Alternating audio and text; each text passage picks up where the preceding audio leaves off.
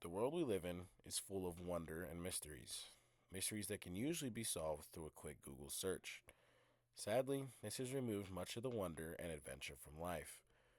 No longer must you travel to see for yourself or research to understand phenomena. All the world's answers have already been solved. So now, try to imagine a world without all its secrets already within your grasp. A world that has not already been discovered. What would it be like to have lived on the west coast of America all your life, and then moved to Kansas, witnessing the sky tear itself apart and release a torrent of wind and destruction you did not know was possible? You cannot fathom how this came to be. Something seemed too fantastic to make sense. As Google just told me, you would not know that a tornado is formed from a ventricular rotation that condenses into a funnel mixed with dust and debris, making it a little less scary. These things are seen as unexplainable and must only be explained through otherworldly means.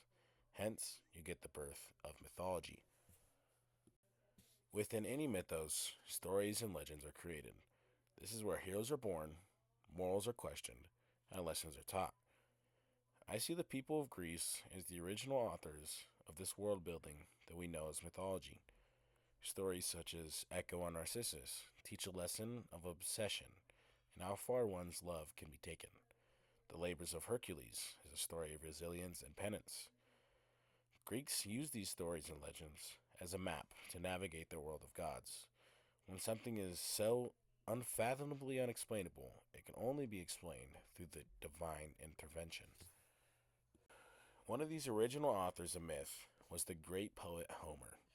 Homer spoke of breathtaking legends such as the Greek hero Odysseus in Homer's Odyssey, or the tragic tale of Persephone, one of the three stories told in the Homeric hymns. But who was Homer? People have been trying to answer this question for centuries, as nothing was attached to these works except the name Homer. Was Homer a man, a woman, a group, or even a lineage of poets? To me, one thing about Homer is certain. Whoever he or she may be, these words helped shape the myth and wonders that guided the people of ancient Greece through the world of the unknown. In the Homeric hymns to Demeter, the story of the abduction of Persephone is told. This story is one of many ways that the Greeks used godly intervention to explain something that was not scientifically proven at the time, or at least not of popular belief. Now, there are three key characters in the story of Persephone's abduction: Demeter, the goddess of agriculture, fertility, and the harvest, which is the mother of Persephone, the proposed recipient of Homer's poem; Hades, the god of the underworld, who wants Persephone as his wife; and of course, the fair Persephone herself. In the quick version, for the sake of time, so that we can get to the art and past the history introduction, Hades became infatuated with Persephone. In proper Greek god fashion, he decided that the best course of action would be simply to kidnap her. One fateful day, when Persephone was picking flowers in a field, Hades abducted her in broad daylight. While trapped with Hades in the underworld, she was convinced to eat pomegranate seeds, cursing her to remain the queen of hell forever. As any mother would be, Demeter was heartbroken upon hearing the news of what had befallen her daughter.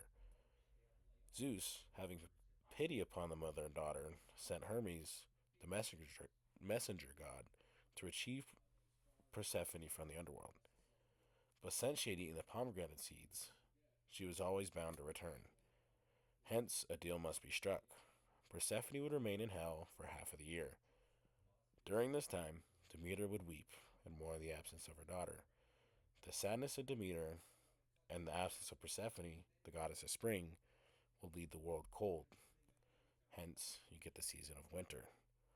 When Persephone returned, Demeter blessed the crops and spring came.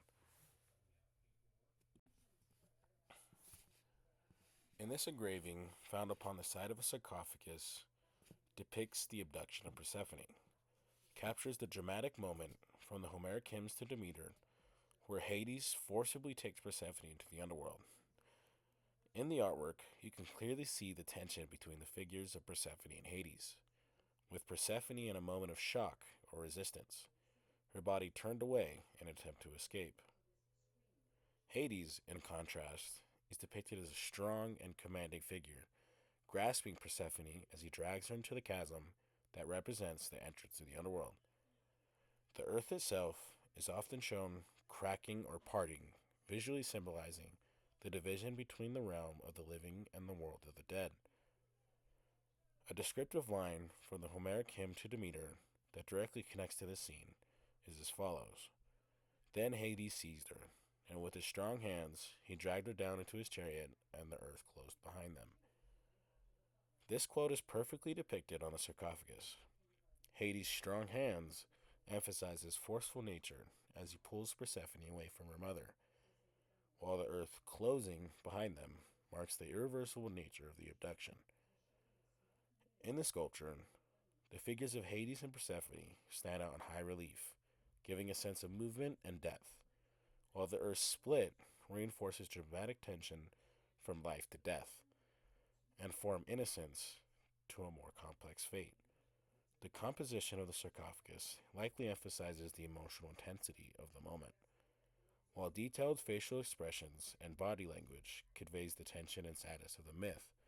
Persephone's forced descent into the underworld is portrayed as a tragic transformation, one that marks her passage from the world of the living to her new role as the Queen of the Dead, a duality that is central to the myth and its interpretation.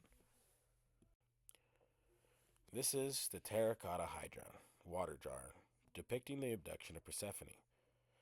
It captures the dramatic moment of the myth with more of a clear focus on the emotional and physical tension between Persephone, Demeter, and Hades. The artwork shows Persephone reaching out in fear or distress, as Hades forcefully drags her towards the underworld. The figures are often rendered with sharp outlines and bold contrasts, typical of Greek black figure and red figure pottery, where the artists use minimal but powerful details to convey the scene's intensity. In the background, shown in the bottom left of the pot on this image, Demeter is shown in mourning, her arms raised in grief, her body turned away in sorrow, underscoring the devastation caused by the loss of her daughter. The earth could be represented abstractly by swirling patterns or simple lines that suggest the chasm opening to the underworld, emphasizing the separation between the world of the living and the realm of the dead. To yet again quote the Homeric hymn to Demeter that aligns more specifically with this piece. But when he had taken her and driven her away, Demeter, the daughter of Cronus, lifted her voice and called to her daughter, but she could not hear her. This quote highlights the separation between Persephone and her mother, Demeter, and the helplessness of Demeter as she searches for her daughter. This is reflected in the Hydra's depiction of Persephone's abduction, the intense moment where the two are forcibly divided, with Persephone unable to communicate with her mother, just as Demeter's call in the hymn goes unanswered. The visual composition of the Hydra likely underscores this tragic disconnection through the literal distance between Persephone and Demeter in this scene, with Hades' presence acting as a clear barrier between them. The earth split, or the symbolic darkness at the bottom, may suggest the underworld's looming presence, showing you how damning the emotional weight of the separation and the loss that marks this myth.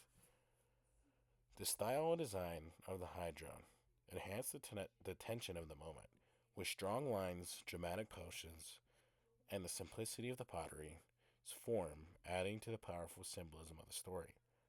The contrast between the movement of the abduction and the stillness of Demeter's grief visually represent the emotional and physical rift between the worlds of life and death, echoing the deep sorrow that Persephone's abduction causes for both her mother and the earth itself.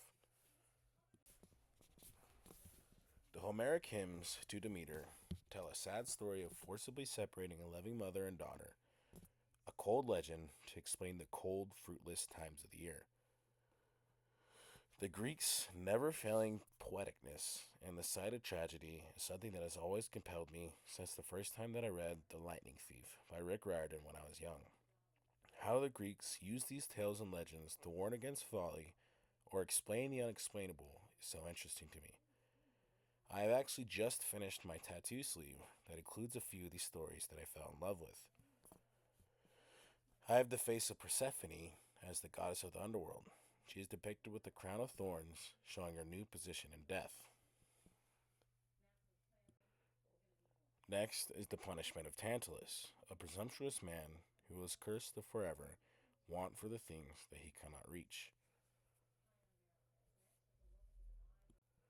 And finally, I have the eternal torture of Ixion upon his flaming wheel. The way that the Greeks portray the unknown or warn you against the wrath of the gods is something that I find very fascinating.